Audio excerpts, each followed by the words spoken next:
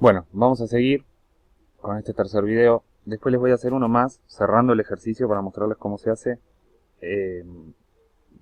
Pero en este vamos a hacer la hoja de trabajo o prebalance, que si bien él no la hizo, me parece que es mucho más fácil para presentar el balance hacerla, porque se ve todo mucho más claro. Bueno, estas son las columnas. Hay otras formas de agruparlas, de ponerlas. Esta me parece como bastante entendible y bastante práctica a la hora de trabajar.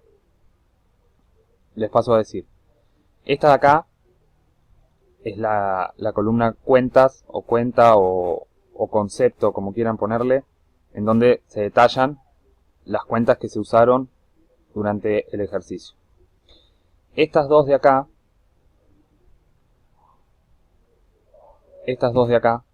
la B y la C, que responden al nombre de sumas, con un debe y un haber, van a ser justamente las sumas del debe y las sumas del haber de cada cuenta en los mayores. Estas dos de acá, que responden a saldos, va a ser el saldo deudor o acreedor según el saldo final que nos quedó en el mayor de cada cuenta. Y después tenemos las últimas cuatro, que responden a las cuentas patrimoniales, es decir, a los activos por un lado, y en la otra columna tenemos pasivo y patrimonio neto, y a las de resultados, o sea, pérdidas y ganancias que tuvimos en el ejercicio. Entonces, una vez que tenemos armado ya nuestra hoja con las columnas puestas y las mismas cuentas de las cuales obtuvimos los mayores las enlistamos acá, pasamos a completarlo. No es más que copiar los datos que obtuvimos en los mayores. Entonces, recordando los mayores, como los habíamos hecho, había una última fila en donde estaban los totales del debe, los totales del haber y el saldo que nos había quedado disponible de esa cuenta. Entonces, traspaso estos datos a la hoja de trabajo. Entonces, en este caso es caja, 4 millones al debe, acá está, en la suma, 4 millones al debe, 3.250.000 en el haber, 3.250.000 en el haber, y nos había quedado con un saldo deudor, porque recordemos que el debe era mayor, entonces es un saldo deudor, de 750.000, que es lo que está puesto acá. Lo mismo vamos haciendo con cada cuenta que tenemos. Primero vamos a completar estas 4 columnas, después trabajamos con las otras 4. Entonces, ya teníamos hecho caja, capital, teníamos solamente un saldo acreedor de 1 millón, que va en el haber, y el saldo acreedor queda igual. Muebles y útiles, que era el equipo de informática, las computadoras que habíamos comprado, teníamos 600.000 al debe, es con saldo deudor, y lo mismo vamos repitiendo con cada una de las cuentas para que les quede de esta forma. Una vez que completamos las 4 columnas, es decir, los totales de las sumas del debe y del haber y el saldo que nos quedó en cada cuenta, sea deudor o acreedor, pasamos a trabajar con las otras 4 columnas, que son las de patrimonio y las de resultados. Acá lo que se hace es trasladar estos saldos que nos quedaron acá, el de deudor y el de acreedor, según sea la cuenta, es decir, la clasificamos. Por ejemplo, caja, que era la primera, que nos había quedado con el saldo deudor de 750.000, sabemos que es un activo, entonces se copia en la columna del activo. Lo mismo con todas. Capital es de patrimonio neto, tiene saldo acreedor, va al pasivo por 1 millón.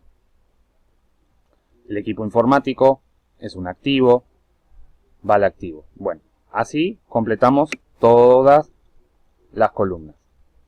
Ahora vuelvo a esto. Primero vamos a aclarar algo. Una vez que estas 4 estuvieron hechas, para saber si por lo menos tenemos bien balanceado los mayores y el libro diario, si hasta acá el trabajo está bien hecho, fíjense en que yo acá puse sumas.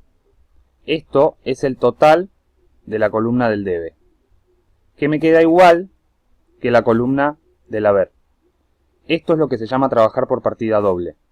Como en los asientos diarios lo que hicimos siempre fue que se balanceaba el total que poníamos en el asiento del debe a el mismo total por el haber, en diferentes cuentas, pero el mismo total, siempre el debe y el haber van a quedar iguales.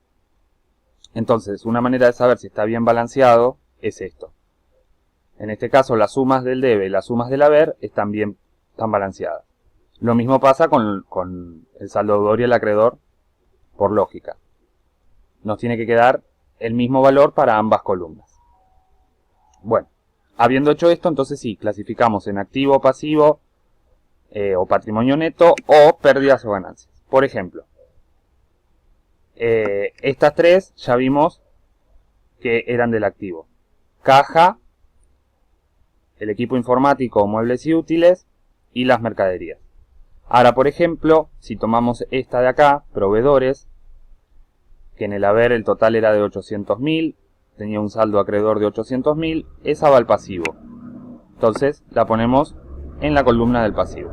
Y después nos vamos a encontrar con cuentas de pérdidas o de ganancias. Por ejemplo, el costo de las mercaderías vendidas, que ya habíamos dicho que es una pérdida, crece por el debe, por ende tiene saldo deudor. Nos había quedado un saldo deudor de 900.000 pesos. Y las ponemos en la columna de pérdidas. Y en este ejercicio, como ganancia, solamente teníamos las ventas, que eran por 1,5 millones.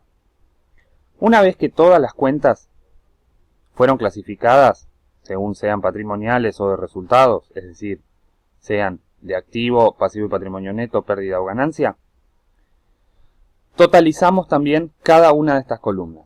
En este caso, la partida doble no se va a cumplir en una primera instancia.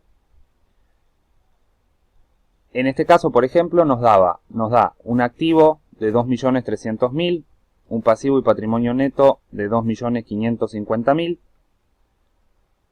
una pérdida de 1.750.000 y una ganancia de 1,5 millones.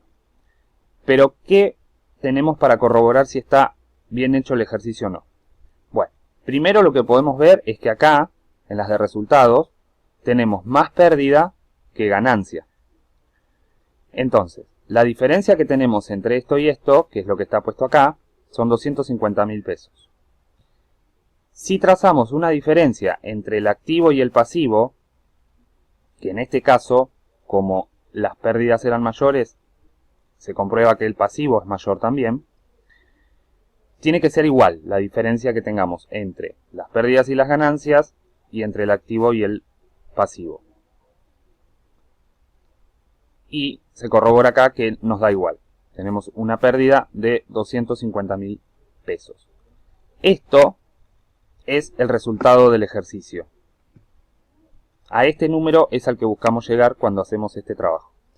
Entonces, fíjense que una vez que ubicamos el resultado del ejercicio en la columna a donde nos está faltando para cumplir la igualdad, sumándolo se cumplen las igualdades y queda la partida doble hecha en todas las columnas. Esto nos está diciendo que el balance está, por lo pronto, balanceado. Si las cuentas fueron acomodadas bien y los ejercicios del diario fueron bien interpretados a la hora de hacer el asiento, podríamos decir entonces que el balance está bien hecho. Con esto llegamos a un total del resultado del ejercicio, que en este caso, como es pérdida, bueno, yo lo marqué en rojo. Si fuera al revés, si fuera que la ganancia es mayor a la pérdida, nos va a quedar para poner acá la ganancia, porque nos va a estar faltando en la pérdida para completar la igualdad. Y seguramente acá, en este caso va a ser que el activo sea mayor que el pasivo, para que al sumarle esa diferencia que nos quedó acá, se complete la igualdad. Pero bueno, en este caso nos dio una pérdida de 250.000.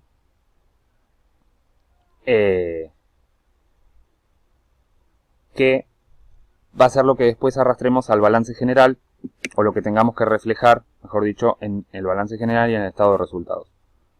En cuanto a cómo se presentan los resultados o el balance general, lo voy a hacer en un próximo video para que se entienda bien junto con el cierre del ejercicio, porque una vez hecho esto, una vez hecho nuestra hoja de trabajo y una vez que obtuvimos el resultado del ejercicio, hay que darle un cierre al libro diario y presentar, como bien dije antes, el estado patrimonial y el estado de resultados que tuvimos durante el ejercicio. Pero lo voy a hacer en un próximo video para no mezclar demasiados temas.